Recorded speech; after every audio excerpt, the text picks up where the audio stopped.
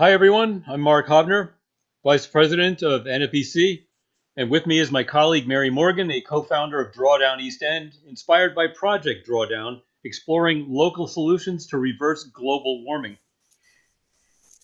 We'd like to thank all of our cooperating partners shown on this slide, and to our panelists certainly tonight.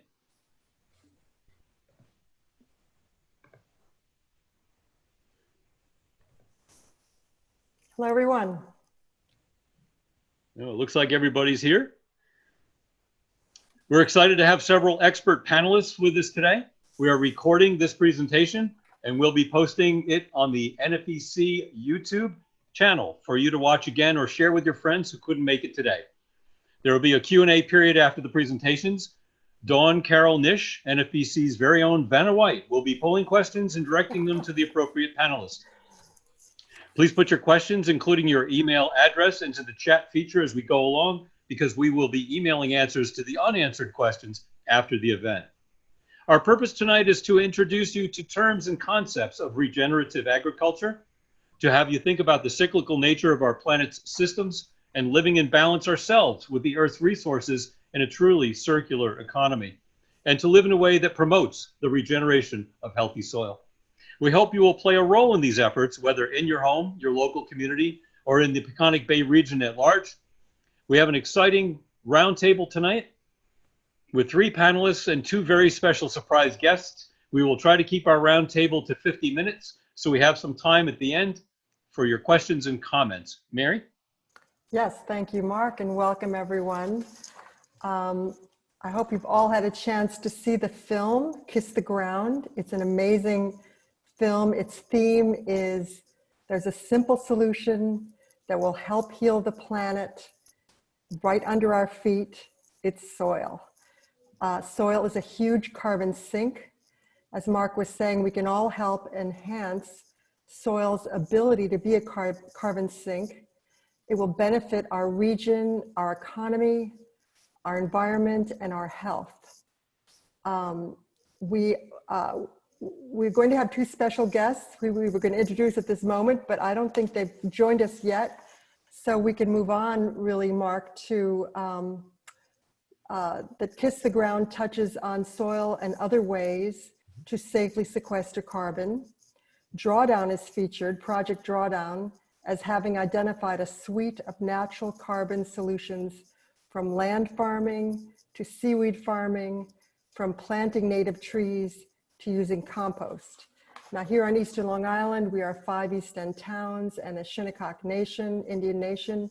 We're the heart of the county's farmland, 35,000 acres, with many small organic farms, 30 wineries. We have inherited and protect a 300-year legacy of farming and fishing and a nationally significant Peconic estuary, which has 36 oyster farmers farming in local waters. And by law, they're not yet allowed to farm kelp, but we're hoping we can change that. So Mark, let's start tonight's program about carbon capture and the ways we can all participate in drawing down carbon and its many benefits. Thanks, Mary. We have with us a great panel today. I'm going to be brief with the introductions because if I were being thorough, it would take an hour all by itself. Al Krupski, thanks very much for coming tonight. Suffolk County Legislator for District 1. Al is a local farmer dedicated to preserving farms and farmland and the health of our bays and creeks. He's now Suffolk County Chair of the Public Works Committee, co-chair of the Environment, Parks, and Agriculture Committee, and chair of the Farmland Committee, leaving little time for sleep. Al has a firm grip on the concept that our environment is our economy. Welcome, Al. Deborah Aller, Agriculture Stewardship Specialist and Soil Scientist of Cornell Cooperative Extension, works with the farming community to increase adoption of best management practices that aim to protect water quality, reduce agricultural and environmental concerns, and preserve farm businesses on Long Island. She leads a local research effort to include on-farm demonstration projects and conducts field days related to soil health and soil management. Thanks for being here today, Debbie. And Phil Barbato of the Biophilia Organic Farm in Jamesport is a certified organic farmer and former president of the Northeast Organic Farmers Association of New York.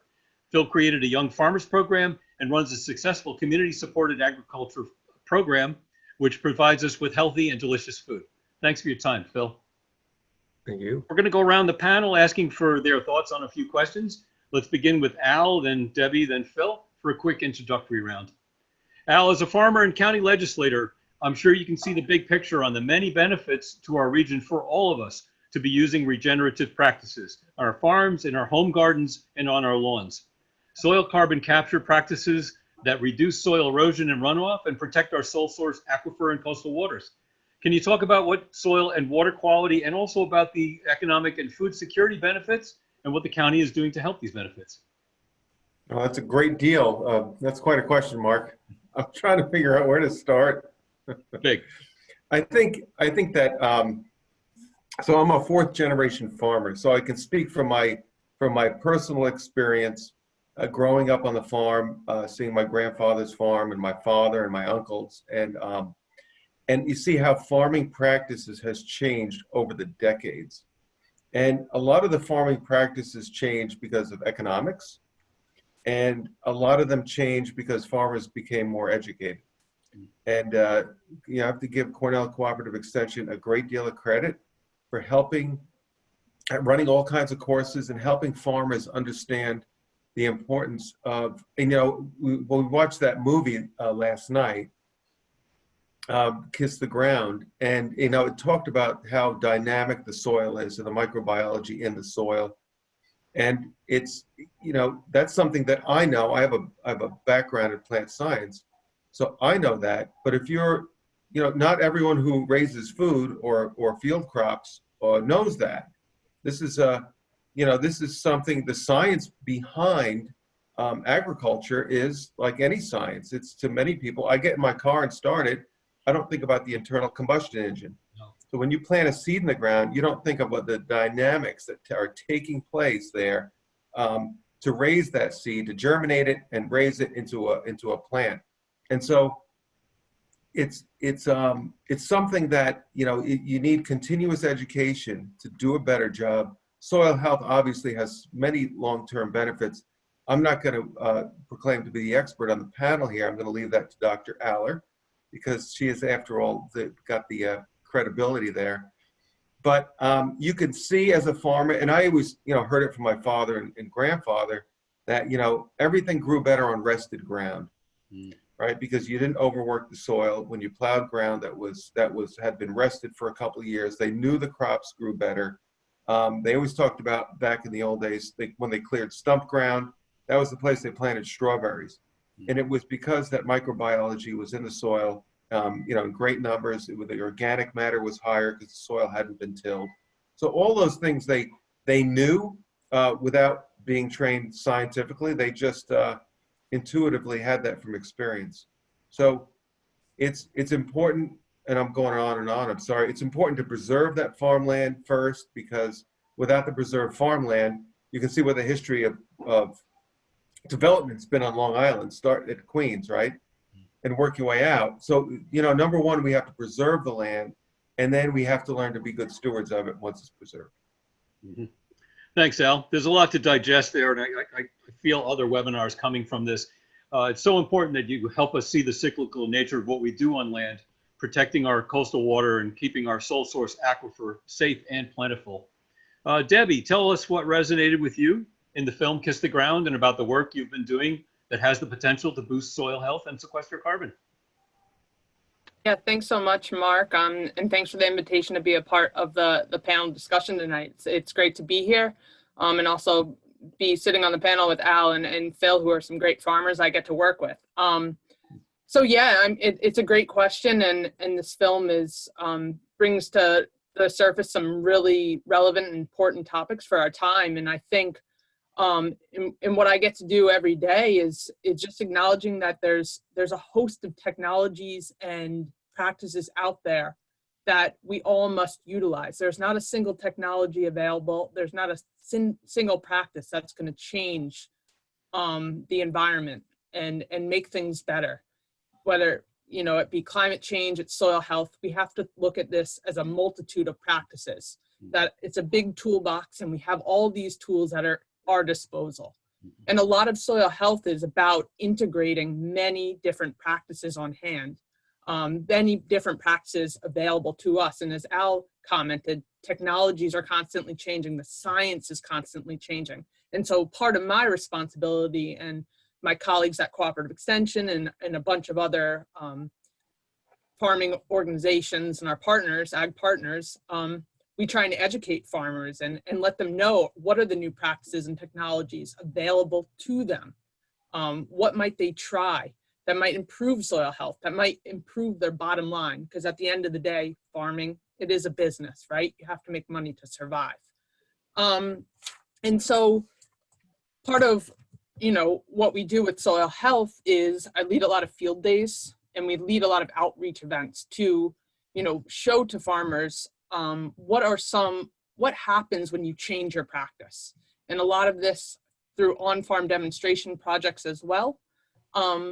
Side by side, this is your current practice. If you implement maybe composting or reduced tillage, what changes? What's different? So we're constantly learning from each other. I learn from farmers, they learn from me. It's a very, mutual relationship there.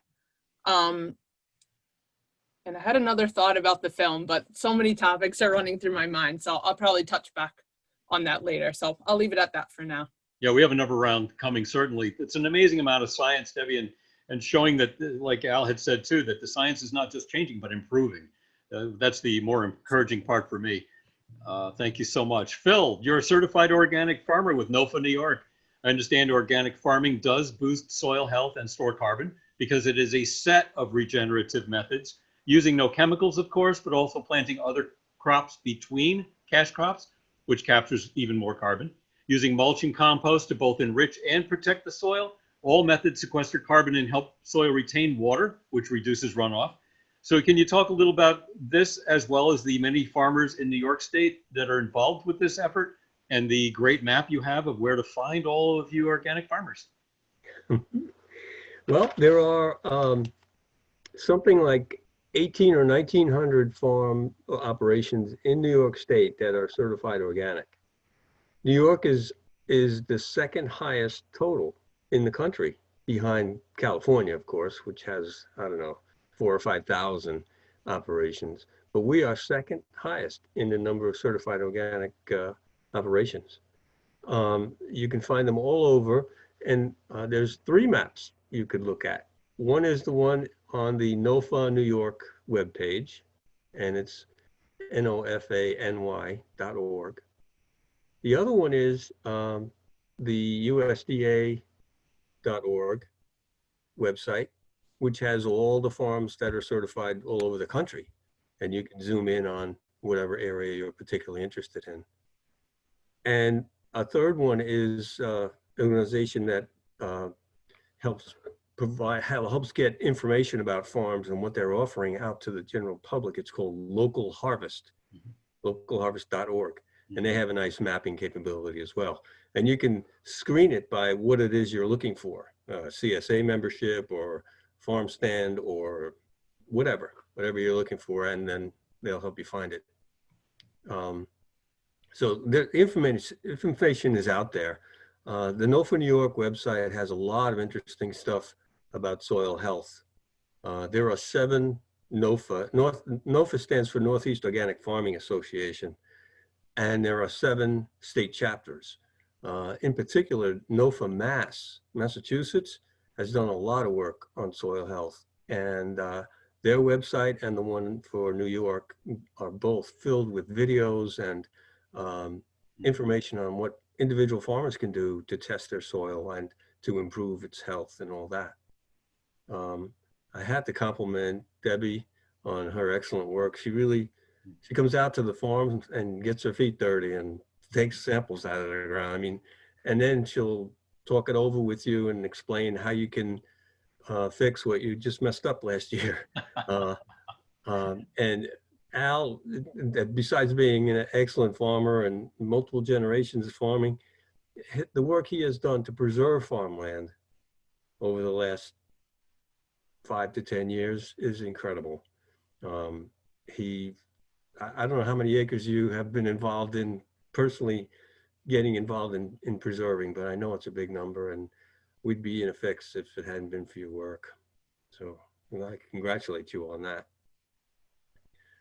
I don't know if I've answered your questions, Mark, but Oh, we got so much more to talk about, Phil. It just goes on and on. I know Debbie and I had a conversation on the phone, and Al and I talked for another hour. So we're just going to get as much as we can out of you tonight, and we'll work forward with more topics. Thanks so much, Phil. Mary? I'm hoping that our special guests will join us, but I'm not sure they're on yet. It's Lori and Bill Benenson, and they would be calling in from, not Martha's Vineyard, but Nantucket, I believe. But I don't think they're on yet. So I'm going to pass the ball back to you, Mark. Okay. Great. Okay, so in about 2 minutes, and I'll clarify, I don't mean to wait 2 minutes and give the answer, but in the period of time of 2 minutes, how can we improve on ways that we can help capture carbon and protect our natural systems, not just for the region, but around our homes? And how might the public help you in this work? Phil, you first. well, I'm lucky enough that my main marketing method is through a CSA. I think probably everybody knows what that is. These are folks in the community who decide to join your farm, basically. You get payment at the beginning of the season, and then your responsibility is to feed them every week for 20 or 25 weeks, whatever your season is. But through that community mechanism, we can communicate to a lot of people. And they already understand it, otherwise they wouldn't come through the front gate in the first place. So they're already knowledgeable and invigorated and interested in spreading this word and getting more people involved in the effort. I think if the general population understood how important healthy soils are to our water quality, our air quality, the health of our food, the health of ourselves, it would get a lot more positive attention. I think looking at it globally, or at least nationally, some of the political encouragement of different kinds of farming is in the wrong direction. And I think we also have to take a look at that. I mean, providing subsidies for soy, corn, wheat, in ways that industrial agriculture has taken advantage of and polluted our environment and killed the soil that they're growing on. That's not the way. Our tax dollars should not subsidize that kind of activity. But I'm sure there are other more creative ways that we can do it locally to encourage farmers to get into organic farming and to get more people. The market is there. I don't have any trouble selling my stuff. In fact, I had to turn people away this year. Because of COVID, many more people were interested in buying local produce, especially organic. And I just couldn't handle it. I'm just one person. But I think the other thing I wanted to mention is NOFA New York is starting a project this year. Hopefully they'll have somebody on board by the end of this year to help farmers transition from regular conventional farming to organic farming. And it's a 5-year project, and it's going to be just Long Island focused. So hopefully we'll be able to provide some input the people on this call and people listening in to help with that project and help younger farmers get started and also help current farmers to transition into organic. Thanks, Phil. 5 more webinars. I appreciate that. The vast amount of things we have to talk about is kind of mind-boggling sometimes. Debbie, how might the public help you with your work? Okay. Yeah, I'm going to get to that question after I finish my thought answering the first question you had, which I remember about. And it was getting back to what Mary had mentioned about how many different crops we grow here on Long Island. And the diversity of production we have on the East End is key. And really what this, to even further reiterate what I was saying is that's why not one solution is going to work, especially for us on Long Island. When we think about the vegetables, when we think about vineyards, hops and hemp are coming into production more on Long Island. We have a huge ornamental nursery industry. So the the types of practices that are going to help improve the soils and help with carbon capture, they are going to be a broad, a broad array of practices and technologies. So I just wanted to add that on to my initial thought. Sure. And now getting to your question about how the public or what people can do locally, and just going off of what Phil said, supporting local, buying local, that absolutely cuts down a lot on transportation costs, carbon footprint, however you want to put it. Supporting local is great, and it keeps people realized, I think, more than any other year, how important having a local agricultural industry, having local farms are to them, whether it be for agritourism or food, whatever you want it to be. They've realized the importance of the local food system. And this is increasing across the country. People are realizing the younger generations are going back to the land. They're becoming more interested in knowing where their food comes from, how it's being produced, and they're seeking out farming again as an occupation. Mm-hmm. And farming isn't easy at all. Oh, Phil says it's real easy. I'm sure he does. Shape. Yeah. Well, whether, I know we talked a lot about this, Mark, and when we're thinking about carbon, and talking about for both the homeowners and farmers, it's about keeping biomass on your land, biomass being crops, whether it be cover crops or, the residue of foods, whether you're growing field crops, whatever it may be, but leaving that on the land and disturbing the land as little as possible.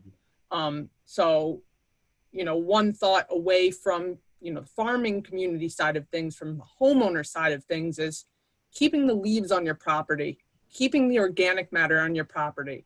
Carbon is food for microorganisms, and it's the biology that makes soil healthy. That's a key component of it. And so carbon is feeding those microorganisms, whether it's on your lawn or in the landscape around your house, whatever it may be.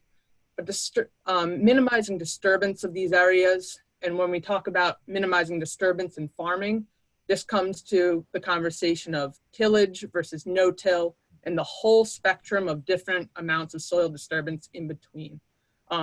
So decreasing disturbance, keeping organic matter, biomass on your property. You can move it around, but it's very discouraging. I mean, we have a nursery specialist, landscape specialist with cooperative extension as well. I work very closely with her. And part of this is, do we homeowners really need to be removing leaves from their property? Do they need to be removing everything? And that's a different part of the conversation. But that's something really at the homeowner level, keeping things where they are. And also, one thing both homeowners and farmers can do is compost. That's a big part of the carbon conversation as well. Can be done at all different scales, whether it be, a 5-gallon or 1-gallon bucket in your kitchen, just your food scraps, or at the farm scale of having much larger production. Those are just a few ideas. Yeah, it just made me realize that biodiversity is so important, not just for the land, but for what we eat. And you mentioned about the things that we're eating from the farms here. And I read an article that there was this caveman that they found, and they did a radio, whatever, MRI kind of thing to him. And they found that he had eaten 300 kinds of food just in his regular diet. So if you look at our diet now in America, it's about between 10 and 13. So that's not a healthy biodiversity either. I've eaten a lot of things from being on Phil's CSA that I would never have thought of in my life. So, and I always feel better in those months. And I have to say that honestly, that my health always improves in the months that I'm eating from the CSA. Al, how can the public help you with your work? Well, I think that, the last thing that you just said about what you're getting from Phil to eat. So you're getting something that he produced in a healthy manner. He raised it himself. You know where it came from. It wasn't grown somewhere and then shipped or harvested and then stored and then shipped and then stored and then sold to you. He's picking it when it's supposed to be picked. you know, at the peak of its flavor and at the peak of its nutrition. And I think that's the critical thing. You talk about the cavemen, but you know, we should be more advanced and be eating food at the peak of its nutrition. Yep. And I think so. You know, what can the public do? They can support, you know, local agriculture. But as far as something that goes back to what Debbie was saying, and it goes back to the film, is keeping the ground covered. Mm-hmm. And there was someone there from the Rodale Institute, and they spoke. But I know their work has gone back for decades. Very good work on you know, soil improvement and soil health, and they're very well respected, you know, worldwide. Mm-hmm. And one thing that is so important on Long Island is cover cropping, and it's sort of something that I grew up with, and I can remember all those old potato fields as a kid. They were all cover cropped in rye, and every you know, every fall. The challenge now that a lot of farmers face, and it was on the news last year, because the farmer planted his cover crop. It was a very cold November last year, and it didn't germinate well. It didn't grow very well, and then the geese marched across the field and ate it. And when the geese eat the cover crop in November, the plant can't regenerate. It can't grow. And now you have your soil exposed all winter long for how many months? Because if you till the land, and they showed that last night, they tilled the land in the spring, and then by June it was covered in green growth, and then it was covered and it wasn't open, bare ground anymore. If you have that land that's open all winter, it's subject to wind and soil erosion. And then if the wind's blowing and that the sky is black with all that topsoil, you know, nobody feels good about that. When it rains hard and that ground is washing down the road in a river of mud, you know, that's not good for anybody. Mm-hmm. And so I'm involved with a lot of different communities that are working on water quality, from LICAP to Peconic Estuary Partnership, and they're all in Suffolk County Watersheds Plan. I was very involved with that. And one of the things you've got, look at all the acres of farmland in Suffolk County that's open land, and the emphasis has to be put on, you know, cover cropping. The farmer has to be able to protect his cover crop from the geese, because it's a real thing. And you see, you go down Northville Turnpike there, where it hits Sound Avenue, and every year when they plant the ryegrass for the cover crop, the geese just destroy it.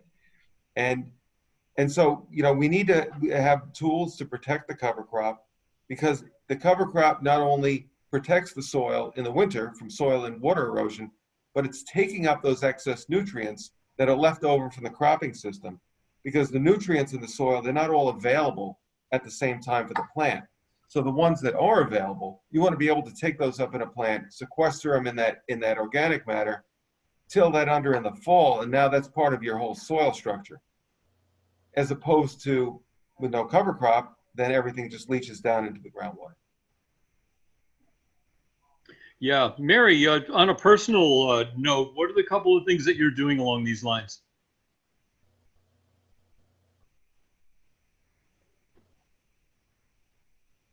Thank you. Here we go. Thanks, Mark. Yeah, we're going to get to the questions. I know there's a bunch coming in, but I was going to ask you, Mark, about some actions you're taking, and I'll start with mine. I buy from local farms. My husband and I, when we go shopping, we shop the farm stands first. And we do that because we support, well, we want the nutritious, perfectly ripe, delicious food that I was talking about. But also it keeps 73 cents of each dollar in the community, which supports our schools and local services. And I'm including oyster farmers there. I shop the oyster farmers too. And the second thing I'm trying to do is connect the dots that you all are talking about for myself, and see that my actions matter, that, you know, it's all circular. So if I buy from local farms and I use everything I buy, use it making stock, whatever I can, whatever little I have left over, I put into my garden compost.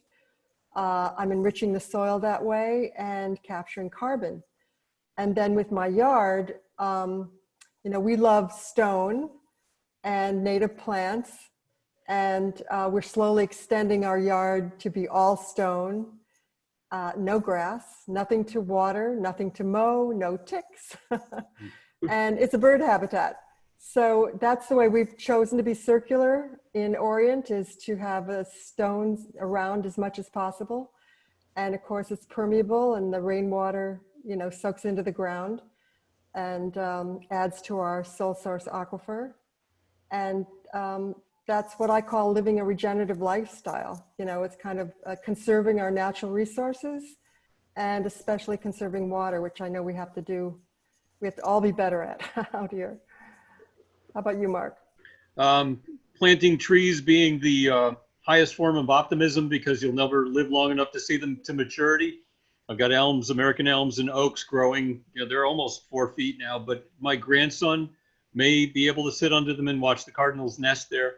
They also, the natives, I'm big on native plants as far as trees or shrubs or grasses or whatever, that they nourish 400, the oak and the elms and so on. They nourish 400 kinds of caterpillars, bugs, and beetles, so that our birds can live and pollinate, and so that whole cycle is what I'm aiming at. I'm also using E.O. Wilson's theory of give half back.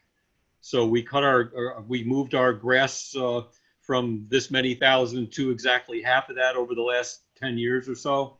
And I'm getting rid of firebush and Japanese barberry and a few other things, and replacing them with chokeberry and blueberry and things that'll feed the birds as well. So it's not hard. They're no more expensive than the non-natives. They're really not. So, and we have to change our view of what's beautiful. That's part of it too. So let's get to some questions. Dawn, what have you got for us? I'll turn myself on.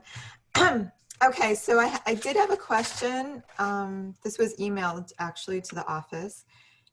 And I guess this can go to everyone.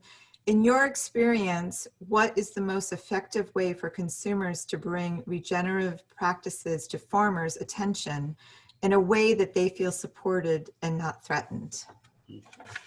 So maybe Al, you want to take that? Oh, did you say Phil? How can consumers? I mean, part of local agriculture is that you are connected to the community. And I know over the years, so we have 3 different farms, so we have a lot of different neighbors. And I always welcome their input and their questions, because then you kind of, and then of course the people who come to the farm stand, because you know, you can learn from each other. And if they have questions, less than 2% of the people in our country are raising food. Wow. So food production is a mystery to a lot of people. And we're feeding 7 billion people on the planet. And so that's something that's got to be considered. How do you raise food? We're talking about raising food locally and trying to do it sustainably and build soils, the great soils that we have on Long Island, productive soils. But how do you do it worldwide sustainably so you can feed that many people that aren't growing food at all?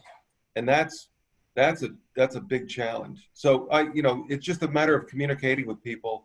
You know, when people ask you questions and you take suggestions and you learn from what their concerns are, and vice versa. You know, you can educate them on the realities of actually trying to grow a crop. Sorry, my phone is ringing. Phil, maybe you want to answer that as well? Yeah, I following up on, I think what I was getting to is, if somebody comes to your farm or comes to your farm stand, that's an opportunity. It's not just, hello, how are you? You know, what time is it? I invite them to walk around with me. I invite them to see what the plants look like. I invite them to pick something off the plant and taste it right then and there.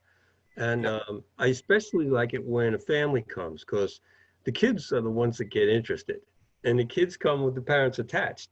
So if you can let that child get a little new information that they're going to really absorb and start thinking about and asking their parents questions about, I think that helps a lot. I also write a newsletter every week to my CSA members, and I've expanded my mailing list to anybody I can get my hands on their email list to, just to get the word out. I'll tell you one little story about my father. He was a conventional farmer, and that's understandable. In his generation, post World War II, everything was chemicals. If you had a problem, get a chemical, you fixed it. Even when it came to fertilization. What convinced him about the method of regenerative agriculture that we're using here now is the flavor, the taste. When he tasted one of my first tomatoes, he became the biggest convert to organic agriculture you'd ever want to meet. Everybody he talked to, and he was a pretty convincing gentleman. He'd be twisting their arm and trying to convince them to get some more organic food into their diet. So I think we have to pass the information around. We have to communicate in every avenue, any venue we possibly can. And another thing is, one of my CSA members is a school teacher. So he invites me to come to his class and talk. I would never turn that down. Or if he says, they couldn't do it this year because of COVID, but if he says, can I bring a couple of busloads of kids out to the farm? Of course. And I got the most touching letter from somebody, one of his students who came last year, about how her mind was really opened, and she got into this. That's what she wants to do in college now. She wants to study sustainability and environmental protection. So it's one step at a time, and we don't have a lot of time left. We've got, by my calculation, we got about 10 years to turn this thing around, or we're going to be in bad problems. And organic regenerative agriculture is definitely one of the parts of the solution, and we need people to understand that. Yeah, and organic and regenerative on our own properties too. We listened to Doug Tallamy the other night, and he said it, and they've got this the homegrown national park movement going on, so that we can provide oases of perennials and wildflowers and everything else that these animals need, the bees, the bugs, and so on. We can do it at home, and it's important. And if we get 1 million people doing it, if we get 60,000 homeowners doing it just on the Peconic Bay region, we're way ahead. Dawn? So someone had the question, can you recommend a book to learn about soil health? Maybe Debbie can answer that. Yeah, absolutely. And I brought a few, or I have a few next to me just to show people that are good kind of average person to read, people who don't necessarily have a background in soils or plants or agriculture. I kind of thought someone might ask this question because I think people are really interested in potentially reading books to find out more information. And so I've read all of these, or I'm currently reading one as well. So I don't just read textbooks and scientific articles.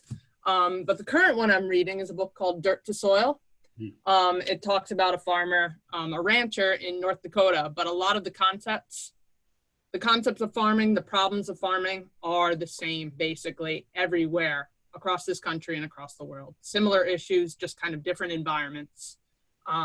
This is one that talks, doesn't just talk about sustainable farming. It talks about regenerative farming, regenerative agriculture, and the difference between sustainable and regenerative. The hidden half of nature, and I'm not advocating for any of these individually. These are just some, half a dozen or so that I'm aware of. There are dozens of books about soil health out there. The hidden half of nature is a good one. Grass Soil Hope is one. This talks about carbon specifically. A Journey Through Carbon Country. This is this author, Kristen, was on the film Kiss the Ground. The Soil Will Save Us, that talks about it as well. So those are 4 books that talk about soil health at a basic level, talk about regenerative farming or sustainable agriculture. So really simple to read, straightforward, and discuss some important concepts. Thank you, thanks. So another question, maybe for Al. Can our food waste from the Peconic Bay region be kept here to regenerate our soils? Sure, and that's so important. We have if you think about in Southhold, you know, we still have the dump there, and you think about shipping all that food waste, everything goes away, right? So where does it go? And where is away? And it's such a valuable resource. And I know Debbie's worked a lot with that. Cornell Cooperative Extension has done a lot of work for a long time, trying to get people to compost on farms when you have a lot of organic matter that you wouldn't want to move. You want to compost it and take advantage of it in your production. But the food waste thing is, the film last night really laid out the shocking amount of food waste in our country. And so, and to just treat it as garbage is unfortunate, because it is a resource. But it takes, like everything else, it takes time and money. And we don't always consider the true cost of everything. You know, when you get to throw something away, that cost is hidden. It's a huge cost. If you look at what it costs to run the dump and then to ship that waste somewhere, it's a lot of money. And so if you were able to keep that food waste in in every community and reuse it to regenerate the soil, it'd be a big plus. I know that Drawdown East is working on a food waste pilot with Southhold Town. I know that's and Mark, I guess you can speak to that. I think that's a very important start, because there is a proposed anaerobic food waste digester in Yaphank. And that's going to take waste from some of you think of the bigger institutions, you know, not only supermarkets, you think about the food waste in schools or hospitals or the jail. So there's a lot of food waste that should be collected. It is a cost associated with that, but we're paying for it anyway. You're paying for it a different way. So if you paid for it to process it properly, it would, it would help us all. How many trucks would it take off the road? Yeah, Mary, would you like to address the pilot briefly? Well, yeah, thanks, Al, for bringing it up. And we are organizing a pilot in a series of stages where we're getting people interested in the idea that they can not throw away food and they can use it and reduce their food waste, and actually all the economic benefits, much less the nutritional benefits of that. We're doing it step by step, so we kind of bring the public along with us as we're learning, and talking with the town of Southold, who's been very open to us creating pilot programs to show them that there are different ways to deal with your food waste. First, number one, trying to get people to not waste food, but also, and see the benefits of that, but also what you do with any food you have to throw away, which either how to compost or ultimately maybe get the town to have a compost site at the town site, which could benefit all of us in our gardens, but also possibly farms. One of the problems with compost is, I know some of the larger farms out here are composting, Yeah. but the DEC is trying to impose a lot of regulation on those, which are going to really discourage people from composting. Because on-farm composting, you keep the material, it's not a commercial operation, you keep the material on site and you reuse it on site on your own operation.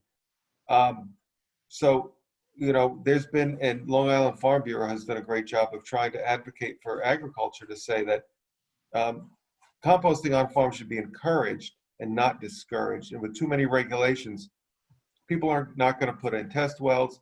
They're not going to do all the paperwork required, because it's just not going to be worth it for them.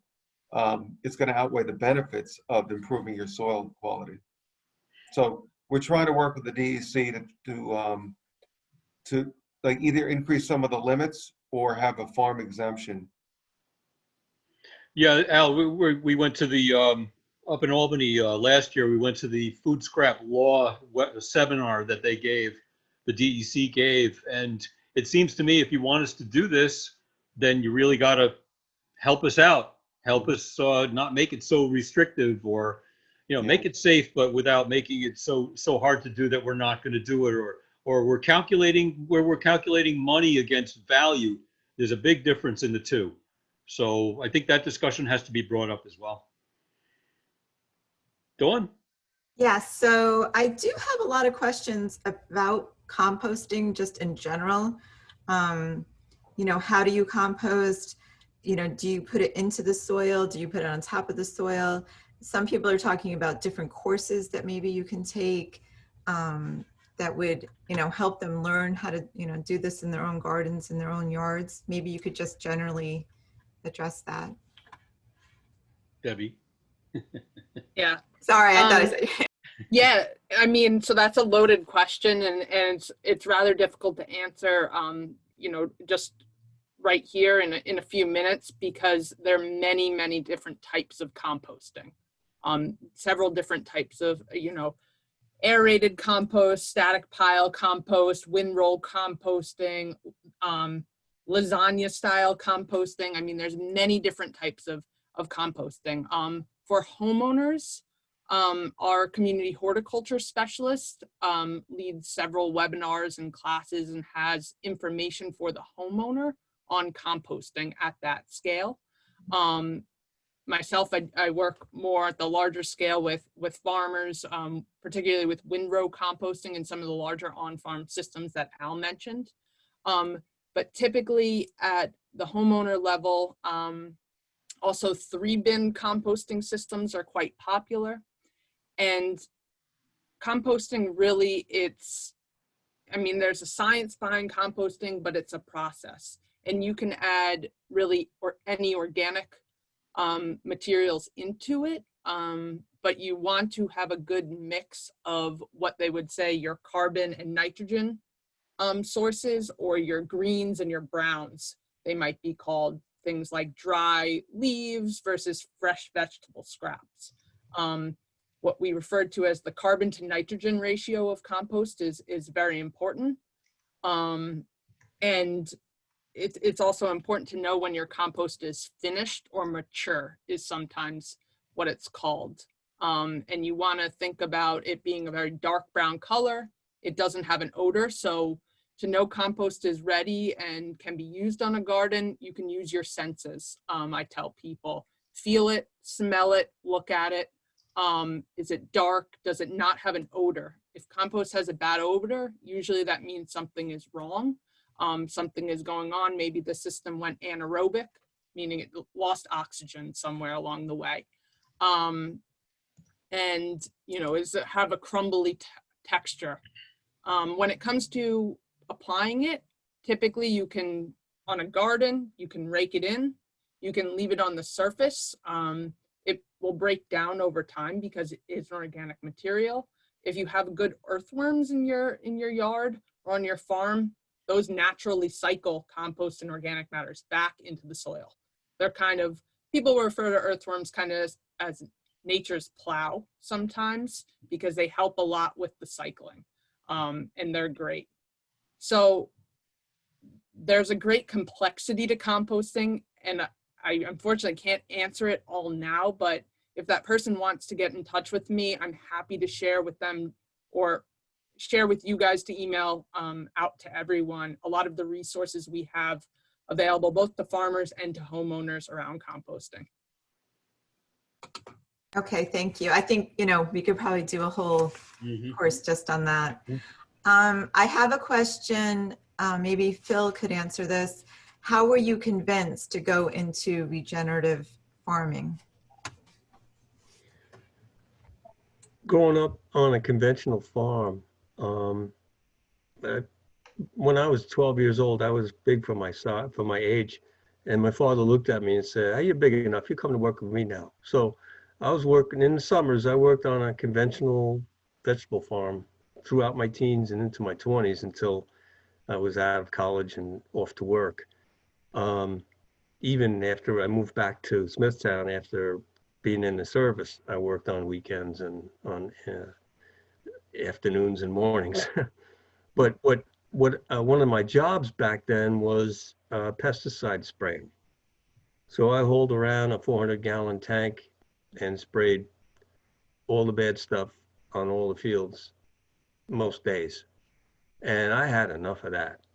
And then when I went to college, I studied environmental engineering. So I learned a lot of stuff about the health of the environment, the health of the average human being, and how these chemicals were not good for you.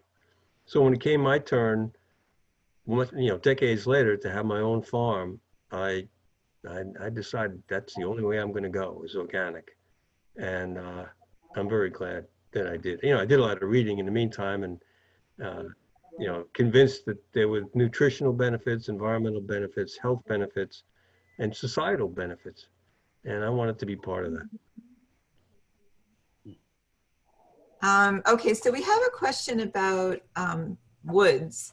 It says a large area of our area is woods. They've been labeled eco slums by experts with no understory, no young trees, and unhealthy soil. How do we bring them back to healthy? I could answer that if Okay. you don't mind.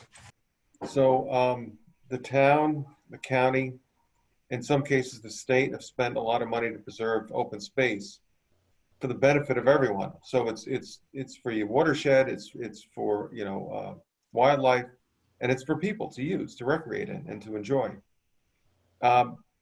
When Louis Bacon bought Robbins Island, it was so overrun with deer. You could look through the whole forest there and not see a branch or a twig all the way through the island, and the deer were starving there. And he put up enclosures to show the different ways that the forest could regenerate itself. And what happens when you have a species like the deer? They not only eat all the tree limbs down as far as they can reach, but the forest can't regenerate because they eat all the young trees. So there's no young trees. There's no next generation coming up. And so once the wind blows those big trees over, there's nothing there to take its place. And that's what happened in many of our open spaces now, that you just don't have that regeneration of your plant species. And you can see areas, and it's been well documented on Shelter Island. They documented very well. Areas that are fenced, you can see that they regenerate, and you have a normal hardwood forest there. And areas that are, the deer browse has destroyed everything, and of course it affects all the wildlife then. So then you have, and that's why someone called it an eco slum, because it affects all the wildlife that depends on that understory for forage and for resting and for breeding and just living. So that's a big problem that really needs to be addressed. The New York State DEC just released new deer population strategy, and everyone should go on their website and take a look at it and comment on it, because it's very important. I grew up in Peconic, and we never saw a deer. I never saw a deer for the first 20 years of my life, and now, you can't go down the road without either seeing some along the road or dead on the road. So it's a very recent problem, and it is hurting all the other wildlife, and it causes more soil erosion too, because once you lose that understory, you get the erosion that takes place because there's nothing to hold the soil in on a heavy rain. Yeah, Al, I'd love to ask you, is Suffolk County have a different regulation than other parts of New York State? Because in No. Western New York, everyone's shooting deer and, bow and arrow and rifles, and that's Sure. what you do. No, no, we're under the guidance of the regulation of New York State. They're the ones who regulate the deer population. And while they have been, and a lot of the towns like Southold have been very forward in trying to get town-owned property, have people hunt on it. Suffolk County has a very good program of allowing hunters, and because you have to regulate the population of hunters in this case, not the population of deer. Of regulating that on county lands to try to discourage the deer population, but it's the current regulations are not controlling the population. And probably more get hit by cars than are killed by hunters, and that leads to a worse scenario, because then the deer's injured, and it's there's a lot more suffering there for the deer population. So they need to, New York State, and they've been reluctant to give more local control, and that's what you need. You need more local control to controlling this population. Is there especially in anything, areas that you're trying to protect at this point. yeah, is there anything that we, the public, can do to ask for that local control, or what would you? Yes, how- absolutely. Lobby your state lawmakers, absolutely. Because a lot of communities are really negatively affected. I was in some sort of, I forget what committee meeting it was last week, but they were talking about the incidence of tick-borne illnesses moving further and further west. Yeah. With, coincidentally, with the deer population. And so, and the number of deer hits. So it's become an island-wide problem because the deer are very adaptable and they cohabitate with humans quite well. Yeah. They're quite comfortable. Well, they've got Lyme out in Wisconsin now, so they're very upset with us. I have a question about grazing. So it says, is controlled grazing areas by cows good for carbon capture? Can we bring cattle ranches back to Long Island? I guess I'll comment on that.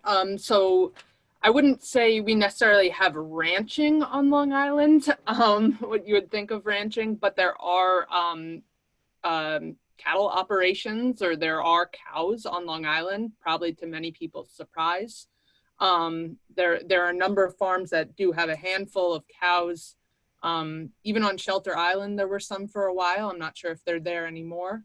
But certainly integrated livestock management with, field crops or production agriculture is part of regenerative agriculture, is part of the sustainable solution. Other issues certainly arise when you bring animals. One of the biggest limitations for farmers currently that do integrate any type of livestock into their operation is that there's no slaughterhouse or processing facility on Long Island. So it becomes very expensive for them to haul their animals upstate to process them and bring them back to sell the meat or other products on Long Island. There may be some changes there in the future with potential processing facilities locally, but I won't speak to that further at the moment. Al may know a little bit more about that, but there are a number of farmers that do integrate livestock, not just cows, but also pigs, chickens, pheasants, quail, all goats, everything into their operation. So, and there's an economic limit to it. Like Debbie said, if you're going to sell the meat, it has to be slaughtered with a USDA stamp on it. So that's an expensive process, and there are none on Long Island, no slaughterhouses. So now you have to ship your animals off island. So it's an expensive venture. If you want to raise meat yourself, and certainly, and Dawn, you remember Paul Stoutenberg. The Stoutenbergs always had steers here on Skunk Lane, and they always had 2 or 3 steers, and they used them for their own use. So then you don't need a USDA slaughterhouse. And they had a beautiful pasture in the back. They certainly enjoyed that meat. It's when you raise it yourself, it's very high quality. You can't beat it. And so there's an incentive to doing it yourself, is that you do get to help your soil if you do proper pasture rotation.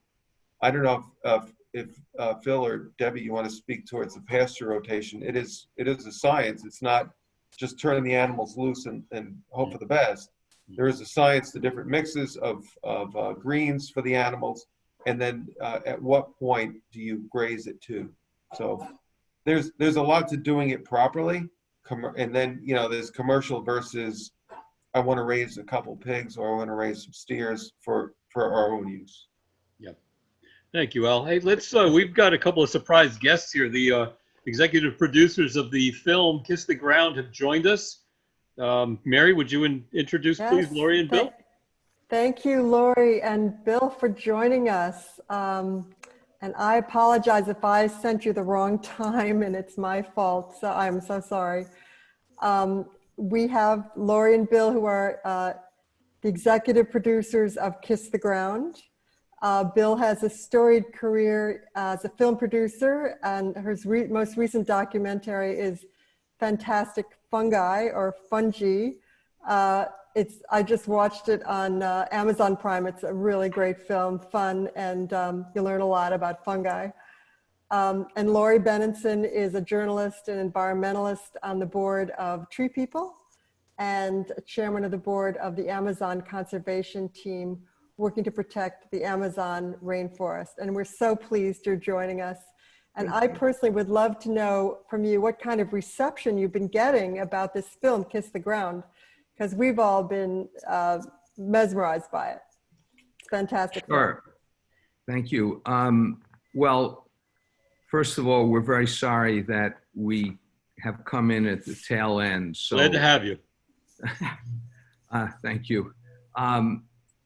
One thing, as an external measure of Kiss the Ground's success, we know that it's been watched by millions of people on Netflix. One, they're not very good or they're very bad at giving metrics. However, we have tracked that there've been over 7 million people who've watched the trailer.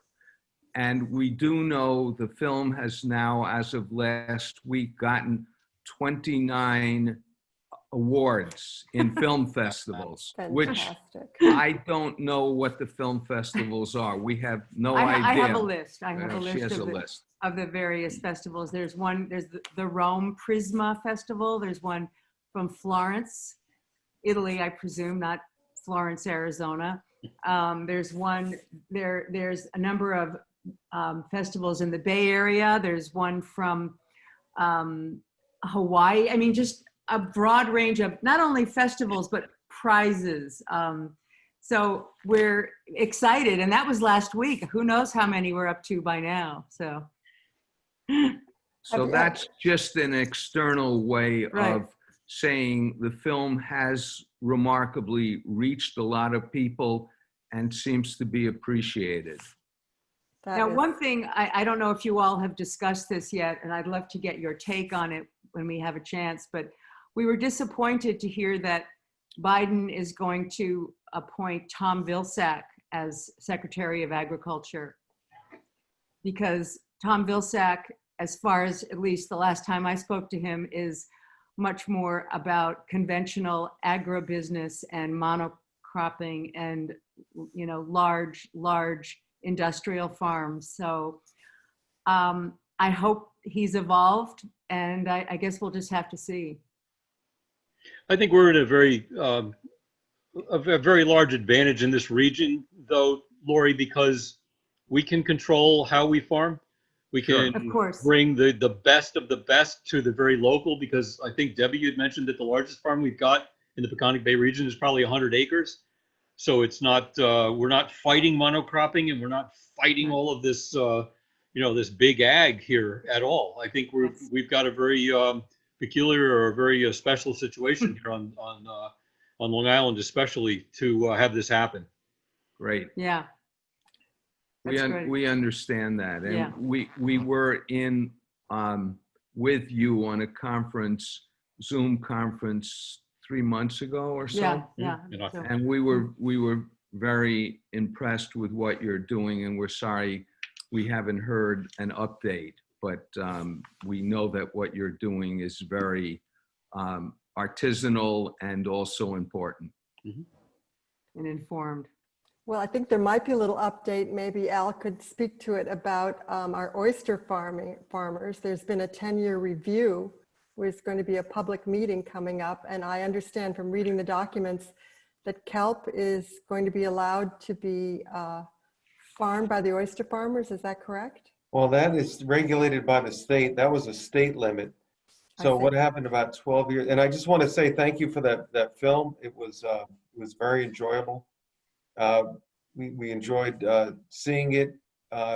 Your take on the national agriculture scene. The government has had a long-standing history of it's a cheap food policy, basically, and that's the only way to describe it, because you're subsidizing big companies to raise all the food, and they put so many regulations on small growers, it's a disincentive for people to, because farming's a business. It's a lifestyle, but it's a business.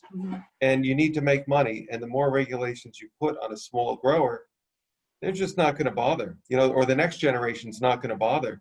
When you spend more time doing paperwork, I know there was a local grape grower in Akabog, and there was a candidate for governor speaking in Riverhead a couple of years ago.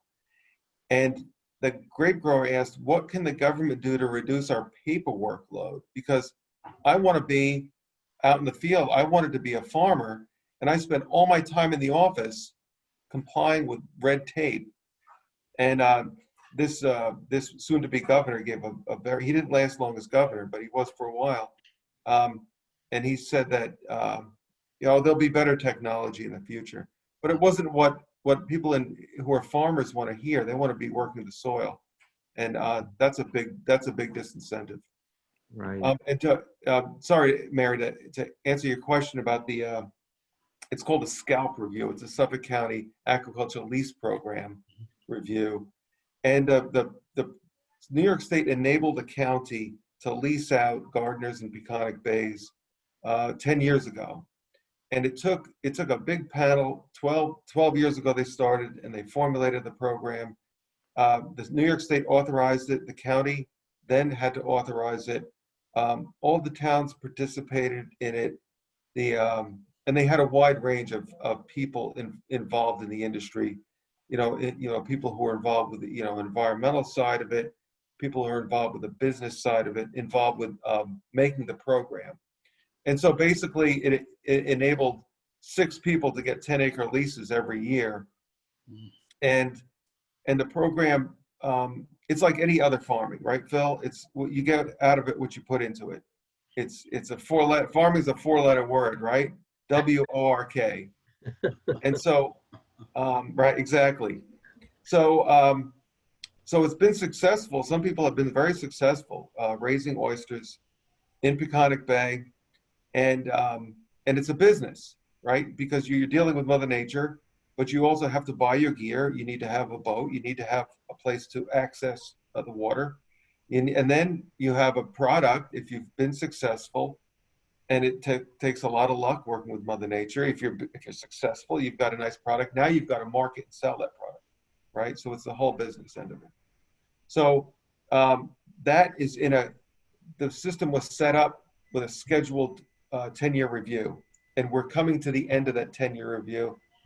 I think Suffolk County Planning has done a wonderful job of making sure all the stakeholders, because they're farming on public lands here. There's the underwater, the bay is public water, public land owned. There's some privately owned underwater land there because there were old oyster leases going back to the oyster grants, rather, going back to the 1880s from New York State. There's a very little portion of only a few acres of 100 acres of private land. So we're going through that review process now. There's so many stakeholders. There's wild harvesters of conch and scallop that still, wild harvesters of some fish species. There's with the nets. There's still a lot of recreational boating, of course, whether it's smaller kayaks and windsurfers to all the way to big sailboats and yacht clubs, and so there's a lot of current use of the bay. So you try to balance all those different interests and different historic uses.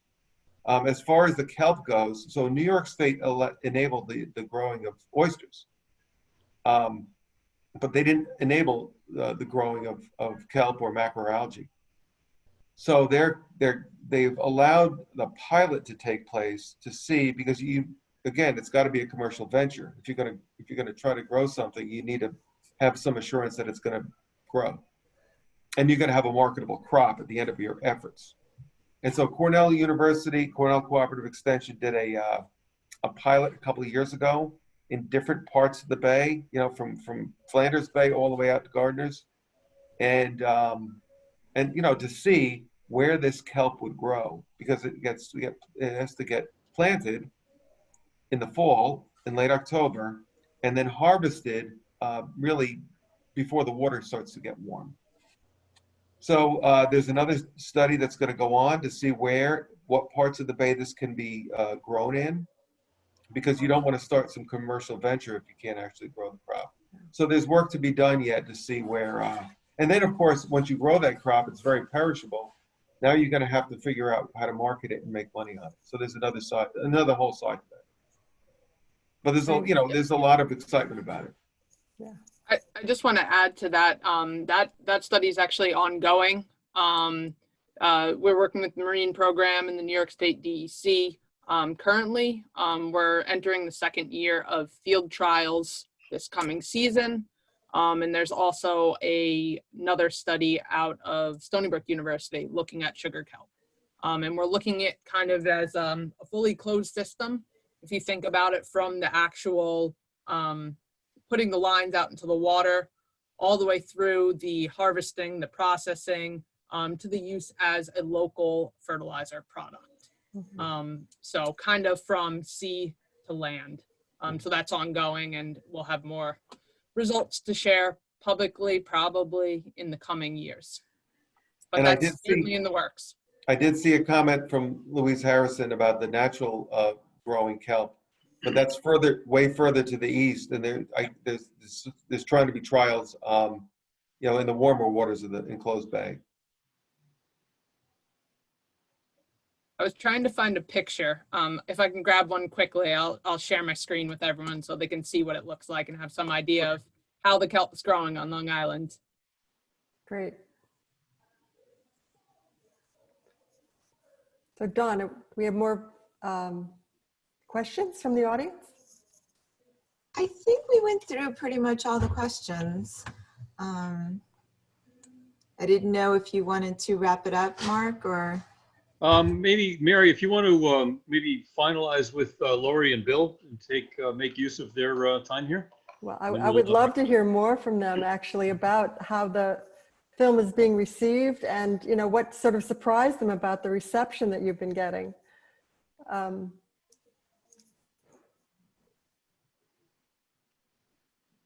You're muted. You're muted.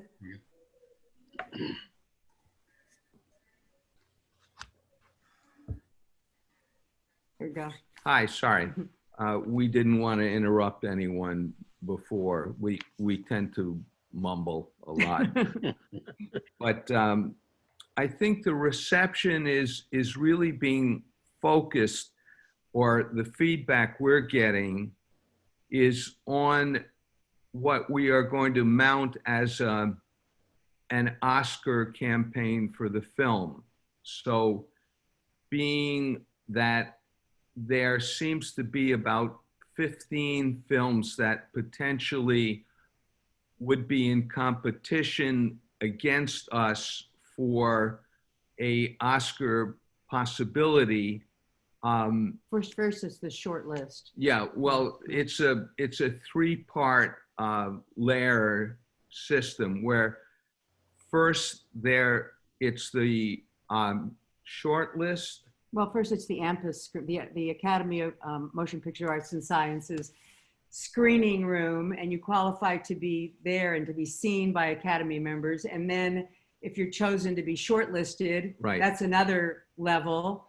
And then of course, if you get a nomination, as everyone knows, it's just an honor just to be nominated. So, so it goes, the short list I think is 5. No, the short list I think is 8 or 10. The short list is maybe 15 or 10, and then the nominated list goes down to 5. But the interesting thing is when you look at the list of films that are being considered, most of them are pretty negative. They're about terrible things that have happened, or you can all imagine. I mean, documentaries are often focus on bad things. Ours is very positive, and ours, one of the main responses we get from people is it gives them hope. It makes them think this is something that can be done. We get a lot of questions, feedback saying, how easy is this? Is it, you kind of make it seem like, well, it's not that difficult. all they farmers have to do is stop tilling, for instance, and of course it's not easy. Anytime you get people to change the way they've been doing things for many years, that alone is a huge obstacle. But as you were saying about the paperwork, I believe we just need to change the incentives, you know, at a governmental level, at a federal level, change the incentives to have, you know, we're the crop insurance, so that people get paid to grow soybeans or corn or other things that are mostly used as feed or exported, and they get paid whether the crop fails or not. So I think we have to, you know, sort of change these incentives so that it makes more sense. And of course it is a business. But so that as you know, from our farmers in the film, you can make more money doing it this way. It may take an initial investment, but ultimately you will make more money, spend less on water, spend less on amendments than if we continue doing it the same old way. And it has the incredible environmental benefits. So we think the hopefulness of the film is giving it wings. Yeah, we've got to start rewarding the right behavior rather than penalizing the wrong behavior. I think that Exactly. That shift has to happen. Yeah. Debbie, you've got your screen ready? You're muted. Muted, Debbie. Sorry, it still says I'm host disabled participant sharing. So I still can't share my screen. Hold on. There. I was hoping to show you guys two things. I'm not seeing Elevate on this. Dawn, can you elevate her to co-host? Well, while they're doing that, I did want to mention that before coming back to Long Island, I lived in Iowa for 5 years, and I saw a lot of this production agriculture firsthand. And living in a state where there's 80 million acres of field corn is very different than Long Island. And you know, you hear a lot about the subsidies from the government, but you know, when I came back here, the issues farmers have here with the soil is the exact same as farmers have growing conventional monoculture in Iowa or across the Midwest, really. Mm-hmm. And what you guys captivate in this film are some really, really important issues. Obviously, there's a lot of complexity in every single one of them. Mm-hmm. But what it's about is really raising awareness to the general public that we have solutions to these large issues. And we have solutions both at the large scale monoculture, conventional farm, and at the small scale organic regenerative agriculture. Mm-hmm. Both of them can be doing practices positive to improve soil health and improve their bottom line in the end by implementing many of these practices. Okay. There we go. I can share my screen now after that. Can everyone see this picture? Yes. Yes. Yes. So what I'm showing here is just one picture that I could grab quickly from this summer, back in June, of what some of the kelp looked like that was harvested in Long Island bays that are, we are doing some trials to see about its potential for a locally produced fertilizer on Long Island. So this is what one of the kelps from one of the bays looks like on Long Island. And they put them out in 50-foot ropes down to the bay. So that's just one picture. Myself and Nora holding that string in our greenhouse. This is the fresh kelp before it's dried and processed into a meal, as well as an extract for foliar applications to plants. And I want to share one more thing, if you don't mind, which was touching upon Lori and Bill's point. If I can find that quickly. Sorry, I have too many windows open now.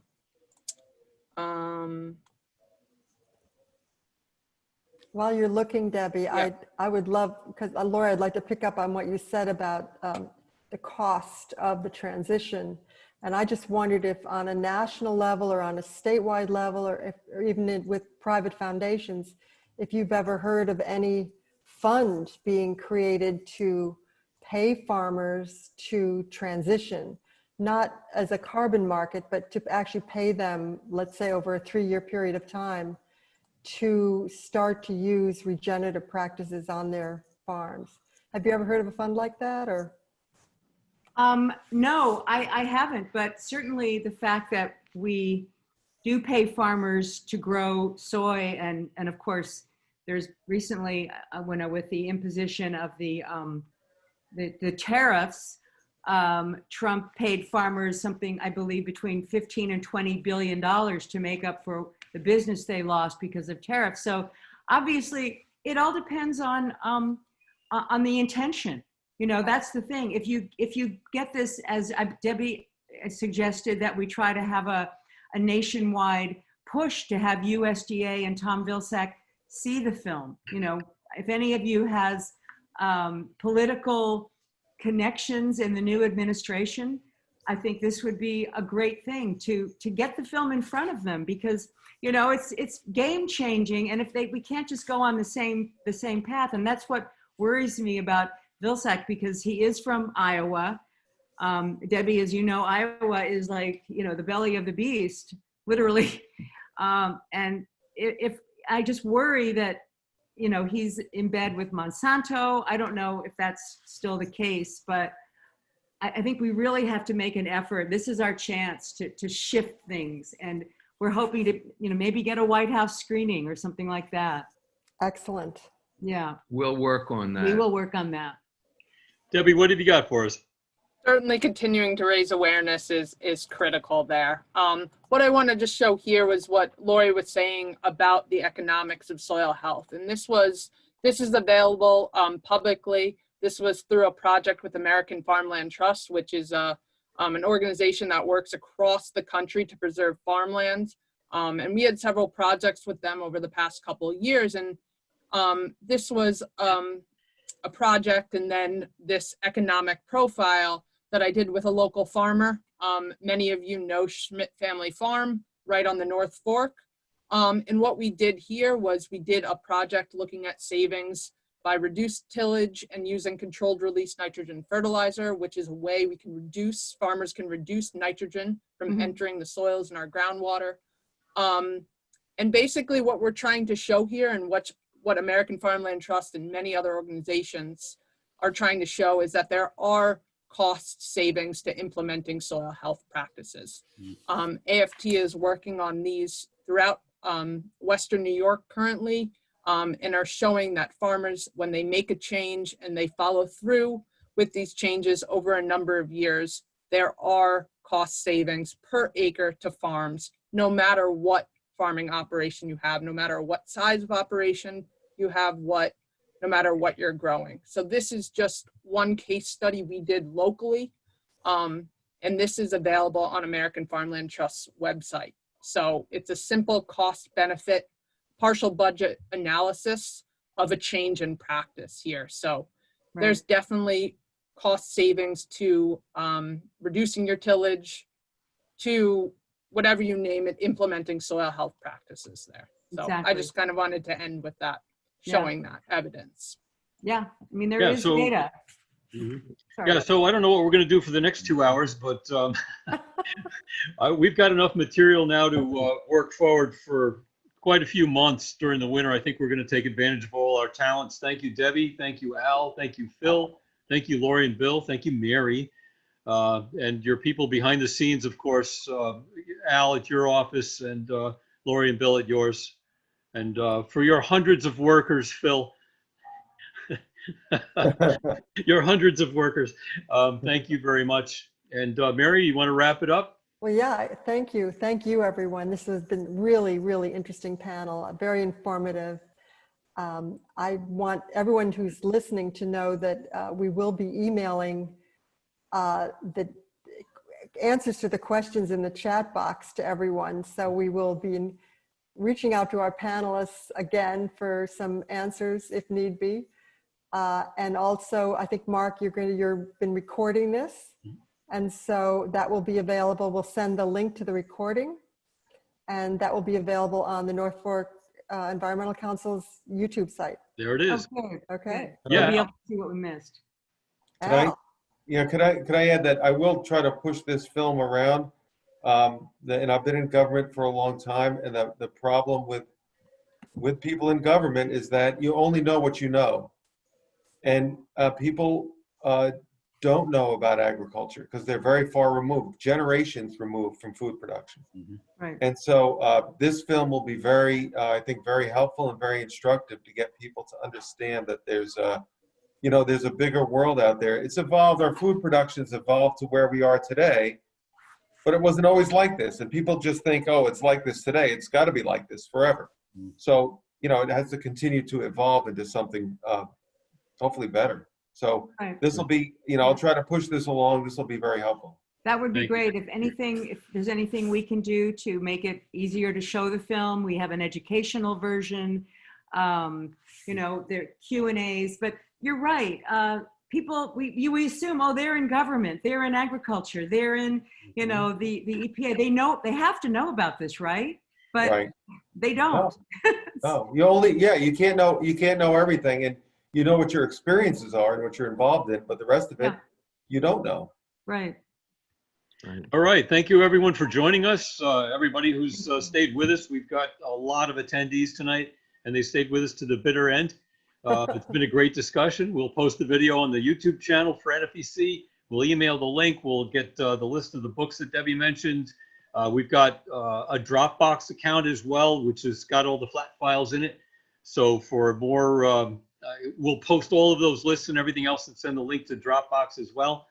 And feel free, please, to share all of this wide and far on social media. And if you'd like to receive notices from Drawdown East End or NFEC about future events, and we will have them, please sign up on our websites, drawdowneastend.org or nfec1.org. Thank you all and stay well. Thank you, Mary, and thank you, Mark. Thank Thank you, you. everyone. Thanks a lot. Thank you, everyone.